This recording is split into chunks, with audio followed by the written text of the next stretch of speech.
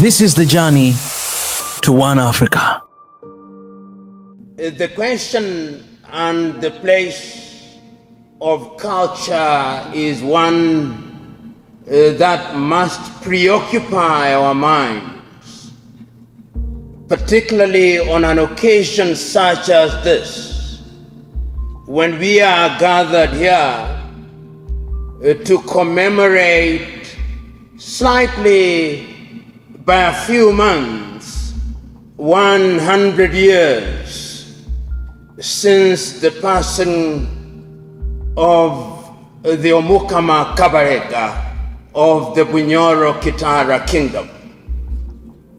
We are gathered here to remind ourselves of the place of culture in the lives of our societies. And when we do so because we are aware that the Bunyoro Kitara and the many kingdoms that we have in Uganda and indeed in the continent of Africa have been victimized by other civilizations. But we know that prior to the rude disruption of our governance systems, African kingdoms were organized. The Bunyoro Kitara kingdom was organized, and even the European historians and anthropologists who have tried to say no recognize that they were.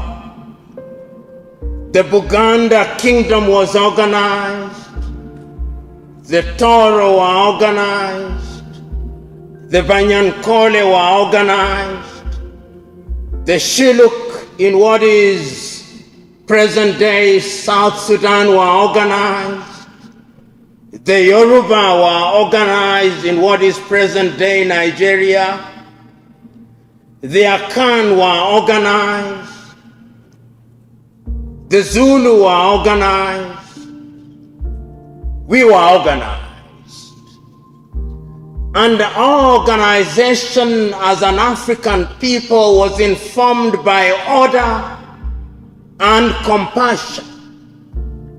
The history of Africa is therefore a history of welcoming other civilizations in the hope that they would reciprocate. But history teaches us that they did not. It is Ghana's Kwame Nkrumah who writes, and it is not only the Europeans who started that journey of disruption and exploitation. The Arabs did it, and we don't talk about it as loudly as we should. They came,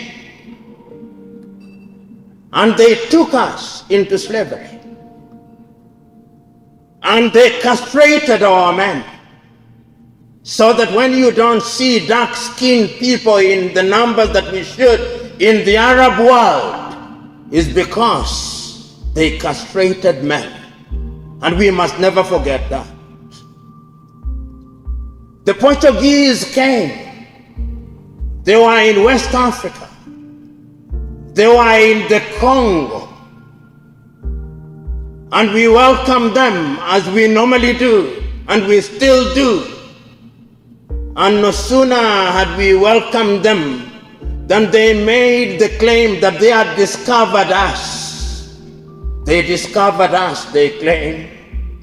They discovered our mountains which we had lived next to for ages. The French came. The Germans came. The Italians came, the Belgians came, the English came, all in their arrogance, and they made their way. And in what we now call Uganda, they came to the Bunyoro Kitara kingdom and they were resisted by Kabarega. And a man called Baker came and he was beaten by Kabarega. History teaches us.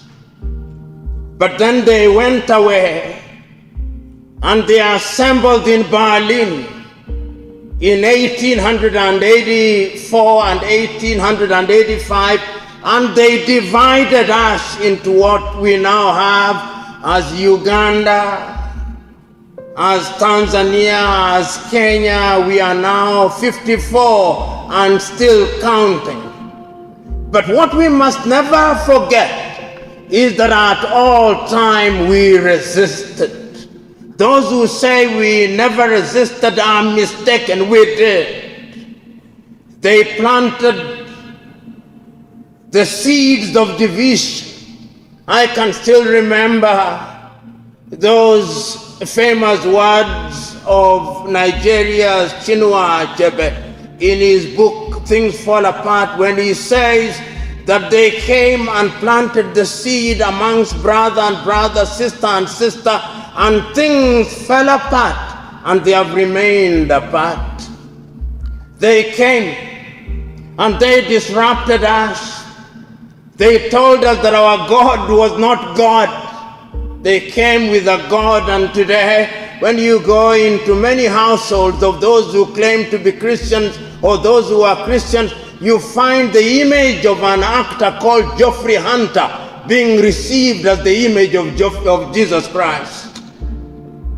They came and told us that our names were not good names, and they gave us names. They came and told us that our natural features had to acquire different names. So they came and found Lake Muitanzige and say, no, it is Lake Albert. They came and found our lake with our name. They say, this is Edward. They said another one is George. The falls which we had lived with, they said, this is Murchison. And even our national park, they called it Elizabeth. And when they went down, they found Lake Narubare and said, this is Victoria. And when they went down, they said that the falls, Mosio Tunya, was Victoria Falls. They came and told us that our culture meant nothing. And we believed them. And unfortunately, we still believe them. So today, when we are gathered here to commemorate one of the great African stalwarts, Omuka Makabarega, we must ask ourselves fundamental questions, uncomfortable questions. And those questions relate and rotate around the question of the thing that is called development. What is this thing called development?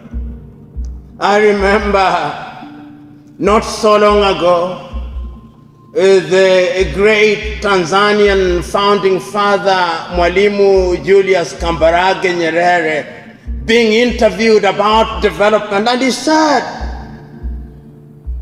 from where we sit, development is not confined to the size of what the Europeans call the gross domestic product, GDP. That to us is not development, he said. Development cannot, in our estimation, be per capita income. That is not development. Development must not be restricted to the number of skyscrapers that we have. No, that is not development. Development cannot be understood to mean that we must go to the moon. That is not development. Development, from what we see and what we call development, is to have an environment where there is a spiritual, social, political, and economic contentment. So let the Americans go to the moon, but we want water in our households. And I still believe that in our understanding of development, we must recognize that development is about our ability to recognize humanity in ourselves. It is those civilizations that have claimed that they were developed, that have visited great pain upon the world. The Europeans, tell me, throughout the ages, which other civilization has visited pain upon humanity like the European tribes?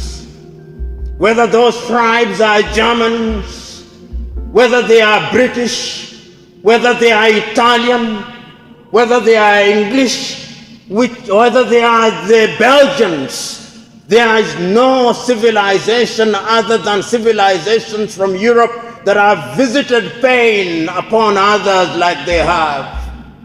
When in 1914 the European tribes were fighting amongst themselves, they called it the World War. When they fight themselves, they call it World War. From where they sit, what they do is the world. When they fought again between 1939 and 1945, they did not call it tribal war, they call it world war. And we were inducted into those wars. They came to us and they told us that our cultures were not good, so that even today, as I speak to you, instead of addressing you in Kiswahili or Kinyoro or Luganda, they have captured our tongues that I am now speaking to you in a foreign tongue. I look forward to the day when in an assembly such as this I'll address you in the Kiswahili language. I look forward to that day. I look forward to the day when we shall have totally liberated ourselves, that we will be able to appreciate that indeed when we talk about development, we talk about the totality of culture. In Kiswahili they say, mwachamila ni mtumwa. He or she who abandons his or her culture is a slave. And there is a sense in which we remain enslaved. How do we remain enslaved? Just look at your names, including my very own. Look at it.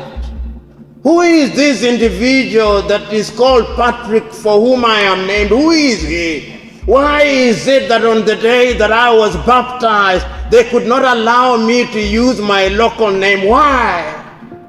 Why is it that when we are referring to ourselves, we refer to ourselves as Anglophone, as Francophone, as Lusophone?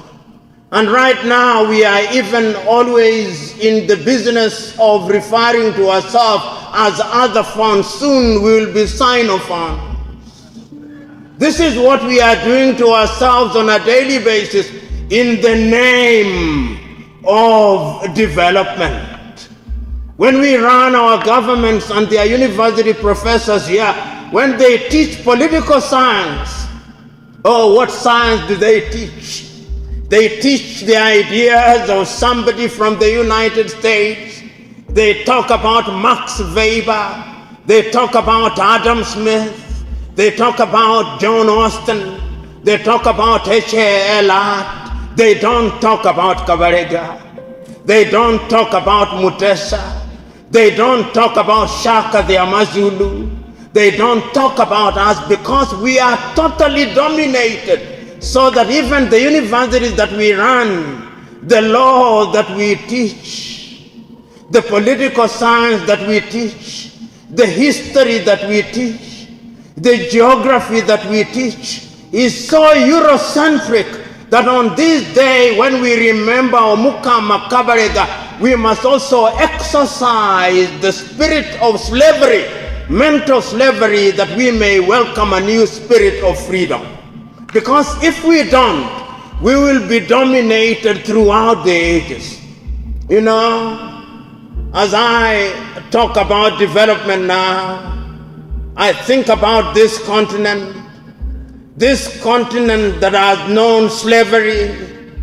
The Omukama himself was taken away from the comfort of his kingdom and spirited to Seychelles, He stayed there for over 2 decades. When they had neutered the society, then they allowed him to come back. He did not get home. He died on his way. But this country for a long time did not even recognize him until later in the day. But we still recognize Prince Charles with a name in the middle of Kampala. I look forward to the day when such names shall no longer exist in the streets of Kampala. When I think about this continent, and I think about how we were colonized, and I think about how we regained our independence, and no sooner had we regained our independence than we adopted the very same things that we inherited from the white colonizers.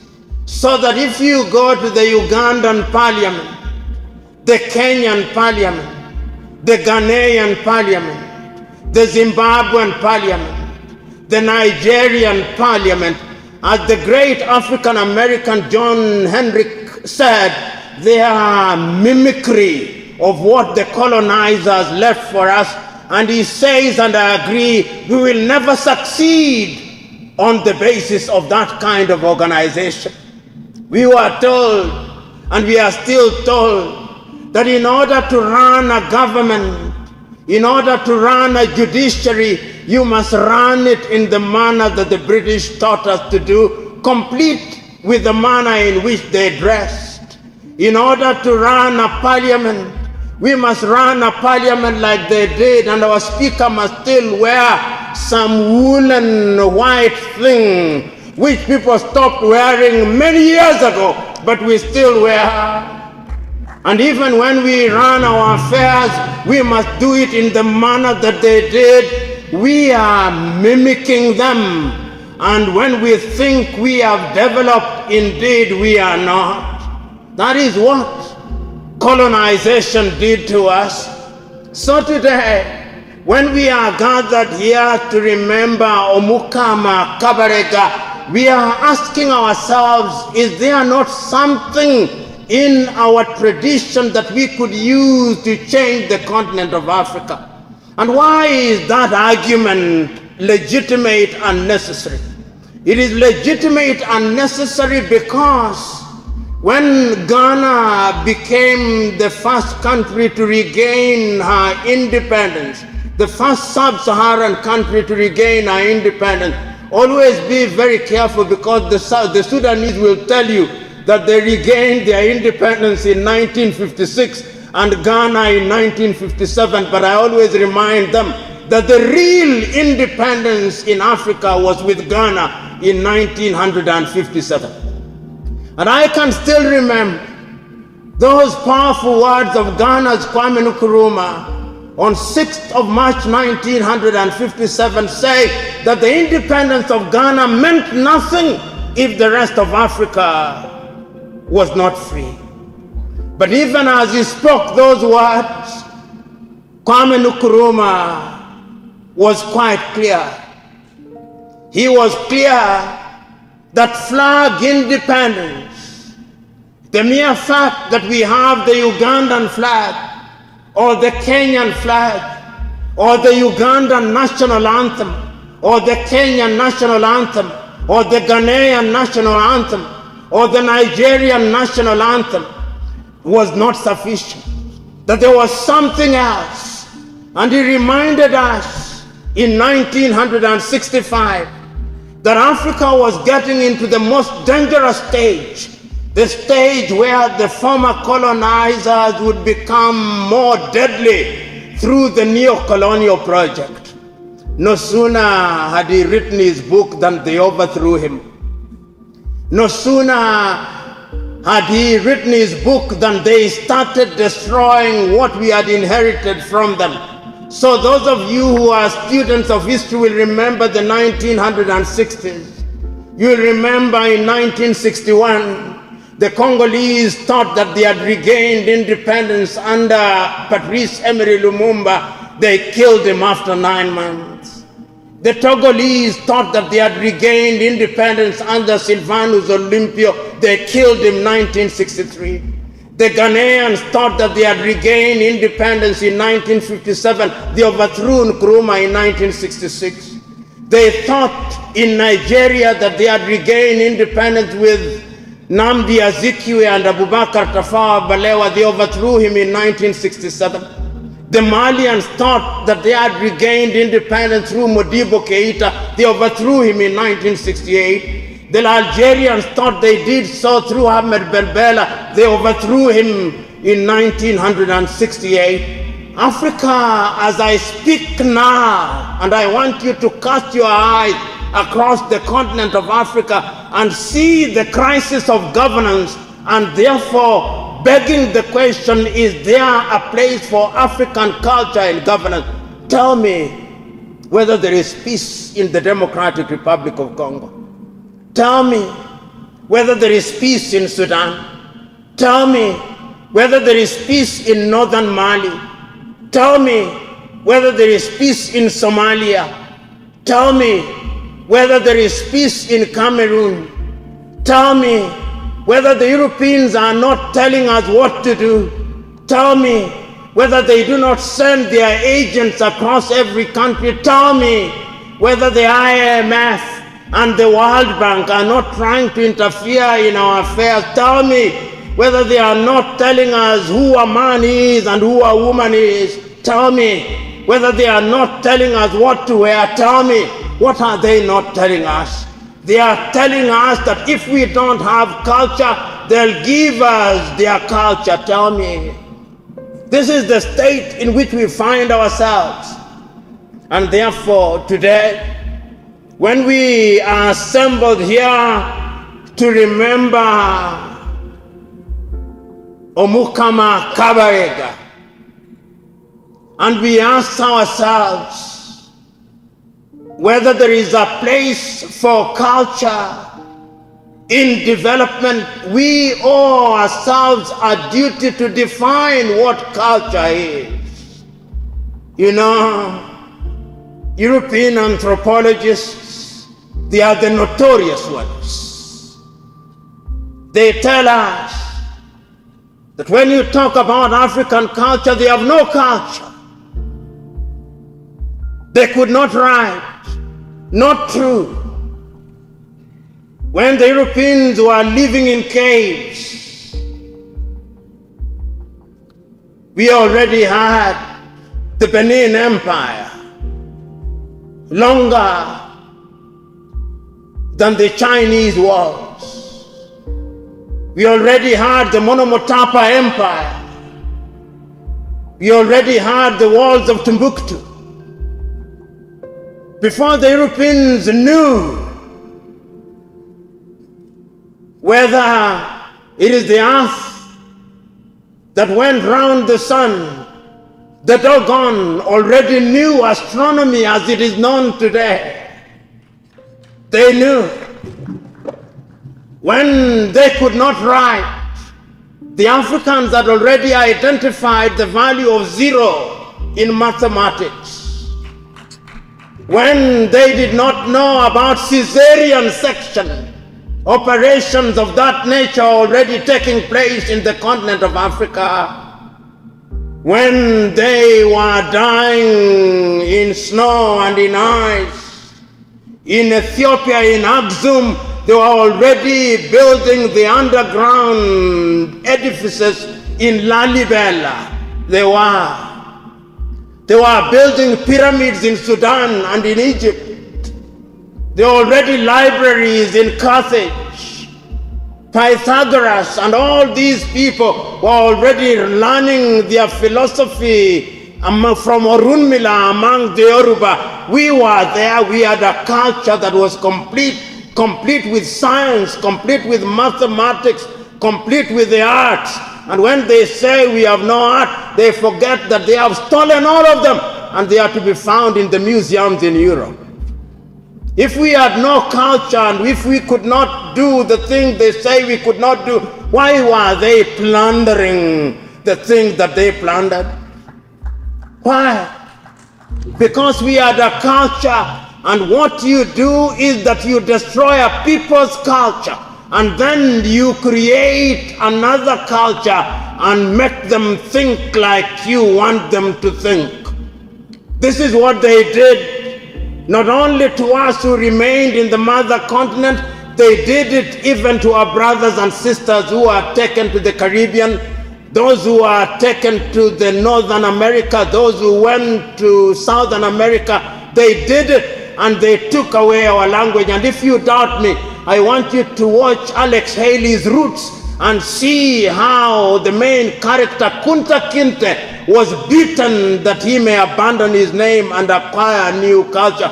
But those who have a culture and those who believe in it will never abandon it. That is why we are remembering Omuka Makabarega, because he stood tall. Those of you who do not know will remember that incident in a hostel where the Omukama's arm had been amputated and he kicked one of them. The time to kick them is now. The time to kick them is now, because when we kick them, then they'll realize that our culture was not dead. Our culture was merely in comatose. And we are beginning to rise. And we are beginning to redefine what development is. The great Ghanaian Nana Kobina Nketiah V has written a book which I commend to all of us, The Place of Culture in Governance, the Ghanaian Example. And he tells us that he has over the years looked at governance in Africa, just like we have. And the governance structures that we inherited have not served us well. If you look at Uganda, since she earned her political independence, the history of Uganda is replete with painful moments. The history of Sudan, painful moments. Somalia, painful moments. Ghana, painful moments. Congo, painful moments. Rwanda, painful moments. Burundi, painful moments. Nigeria, painful moments. Algeria, painful moments. Liberia, painful moments. South Africa, painful moments. Zimbabwe, painful moments. It has been a history of pain because our culture was taken away. And when we thought that we had a solution to our problems, a new wound appeared. How many of you remembering in 1980s when they came here and told us the solution to the African problem is multi-party politics? And we believed. We formed parties. In the Democratic Republic of Congo at one time there were 233 of them. We formed them. We started holding elections.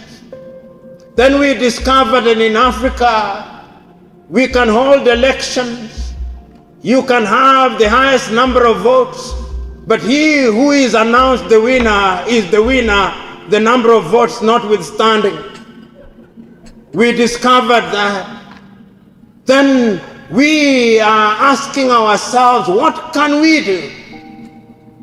If this foreign culture has failed to solve our problems, we thought that when we regained independence using other people's culture, our education would help us. Today, we have many graduates from our many universities, but yet we can't solve our medical problems. In Uganda, it is only those who cannot afford medical attention in Europe or India or Dubai or South Africa who go to Murago. In Kenya, it is the same. In most Africa, it's the same. So even the promises we made to ourselves about development in medicine, we have not realized them. Then we said we would have education, and we have universities, and we teach engineering in those universities. But when we want to build roads, we want to build the expressway from Kampala to Entebbe, it is not the Ugandans who do it, it's the Chinese who do it. When we want to build expressway in Nairobi, it's the Chinese who do it. When we want to build anything in Africa, it's the Chinese who do it. What happened to our engineering? When we want to do anything, we still depend on them, and our problems still continue. We still send our young men and women to the Arab world, to Saudi Arabia, to Qatar, to all those other countries. And those who don't send take themselves there by crossing the Mediterranean Sea. What happened to us? Do we still have the spirit of Omukama Kabarega? Oh, we are weak and conquered and captured. This is the question that we must ask this morning or this afternoon. What is the place of culture? There are those who say that Africa is too diverse. There are too many cultures. Which one will we adopt? Is it that of the Bunyoro Kitara? Is it that of the Baganda? Is it that of the Batoro? Is it that of the Basoga? Is it that of any of our many communities, or the Zulu or the Xhosa? Who said that we cannot borrow that which is good in the Toro culture or the Yoruba culture? Who said that when we combine them, we cannot come with a system that will then fit us? Who said? Who is telling us that? Today, as we remember Omukama Kabarega, we are reminding ourselves that we can do it. We can do it because history has demonstrated that it can be done. You know, they came and told us several years ago that there was something called Millennium Development Goals. There were 8 of them. Then they raised their costs. Then they increased, they did not reduce. They became 17 now Sustainable Development Goals. And those goals said the things that we knew. We knew how to plant trees. We had an idea of what medicine is. We knew about education, and we still know. We knew about climate change. We knew how to deal with sustainable development and sustainable environment. We knew. But they tell us, you did not know. We must meet, and the Europeans started inviting us to meetings from 1975. The most recent was in Dubai, the 28th, and we go to such meetings. And when we come back, we marvel at what we said. Now that Uganda has discovered oil and every African country is discovering oil, they are telling, now we must leave oil alone. We must now embrace other things. The role of culture in development. I'm suggesting to us that the time is now that Africans must look for a solution to governance. I must commend the current administration. They came and found that cultural institutions had been banned, and they restored them. That restoration was the beginning of the realization that a people without a culture cannot go anywhere. But I would urge this administration and coming administration that cultural institutions must have enhanced roles in governance. Cultural institutions must be given stronger positions in governance, because it is only when you do so that you will begin to see them in their full splendor. You know, in many African societies, and I say this with all due respect to heads of states in different African countries, you can go to Nigeria and the president of Nigeria makes a pronouncement saying all the Yoruba people must be inoculated against tuberculosis. And when you go back, you'll discover that the response is only 20%. But when the Oni of Yoruba says all Yorubas must be inoculated, the response is 90%. The same thing here in Uganda. There are certain things which if the traditional rulers say, the people will obey. Why do they obey? What is it? That thing is the thing that we must discover. And that thing, if we mix it with the kind of governance system that we have, is going to lead us in the right direction.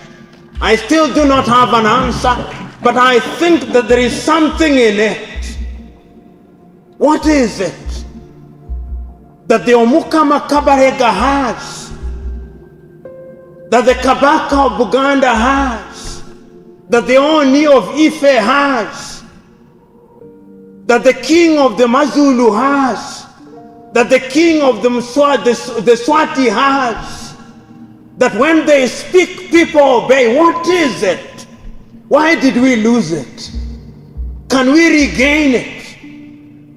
It is not to say that all traditional rulers were perfect. No, there are certain aspects of culture that we must jettison. But there are certain positive aspects of culture that we must embrace, because culture is dynamic. And I'm suggesting to all of you who are gathered here today that the time is now. The time is now for Africa to realize that there is a place of culture in modern day medicine. The time is now for Africa to realize that there is a place for culture in education. The time is now for Africa to realize that there is a place for culture in politics and governance. The time is now that Africa must realize that there is a place of culture in resource management. The time is now for Africa to realize that there is a place for culture in giving pride of place to our women in governance. The time is now for Africa to realize that there is a place of culture in ensuring that our family is retained. The time is now for Africa to recognize that if we do not protect ourselves, other cultures will come and dominate us. The time is now for Africa to realize that our languages must be protected, otherwise we'll be speaking Chinese and Indian as our mother tongue, although they were never our mothers. The time is now. The time is now, therefore, for us to wake up in the knowledge that we must instruct our institutions of higher learning to begin to investigate what it is that we are teaching. Several years ago, a great Nigerian who is a singer called Fela Anikula Pokuti sang, "Teacher, don't teach me nonsense." For too long now, many of our institutions have been teaching us things that we ought not to be taught. we must ask ourselves now, what are we teaching our young men and women? The Koreans are doing it, the Chinese are doing it, the Indians are doing it. The time is now for we Africans to do it. The time is now for Africans also to begin to patent some of the things that we have. How is it that the clothes which are Africans are patented by the Chinese? If we are not very careful, even these dances which are Bunyoro dances will be patented by Chinese. So that when you want to dance the Bunyoro Kitara dance, you've got to seek authority from Beijing. The time is now for us to begin to understand that intellectual property goes beyond culture and that it must be given its recognition. So my fellow countrymen and my fellow Africans, the question that we are here to ask this afternoon is this. If Africa desires to grow sustainably, how can we, leveraging on the spirit of Omukama Kabarega, attain it? Who was this Omukama Kabarega? Who was he? He was a personification of courage. And today, I'm asking you that we must embrace courage. Cowards die many times. And I'm urging you this afternoon, if we are going to allow culture to dominate our thinking in the realization that culture is not static, I'm asking you to embrace and to remember Omukama Kabarega because he was courageous.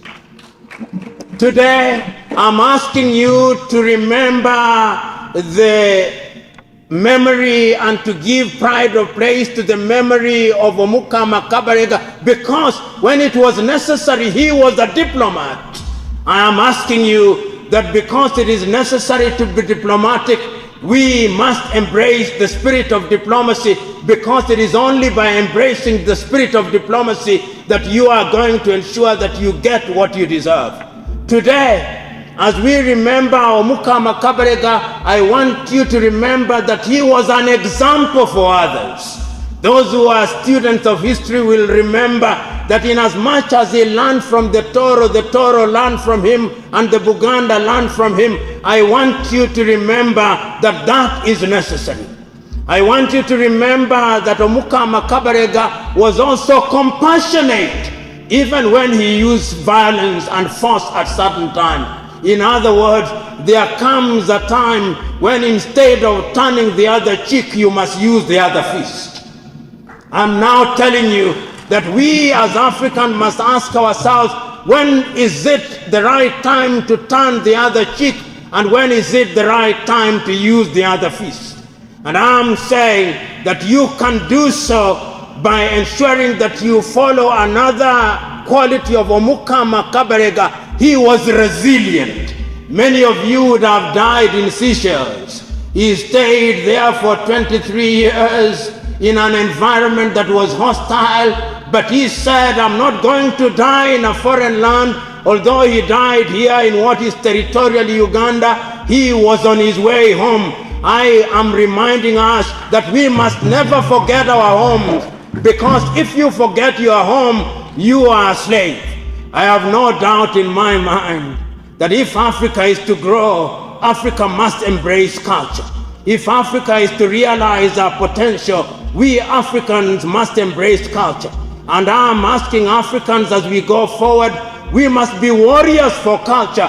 We must be warriors for that which is true. So those of you who are Baganda here, be proud Bagandas. Those of you who are Toros, be proud Toros. Those of you who are Basoga, be proud Sogas. Those of you who are Zulus, be proud Zulus.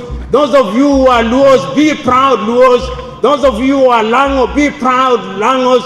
And those of you who are Bunyoro, because we are in your midst, be proud Bunyoro, because it is only in that way that combined together we shall produce an African spirit. And in the spirit of Africanness, I can tell you, it is not going to be easy. There are going to be many roadblocks. We will rise and fall. We will rise and fall. We will rise and fall. But ultimately, we will stand, and history will remember us as those who rise and rise and rise. God bless you.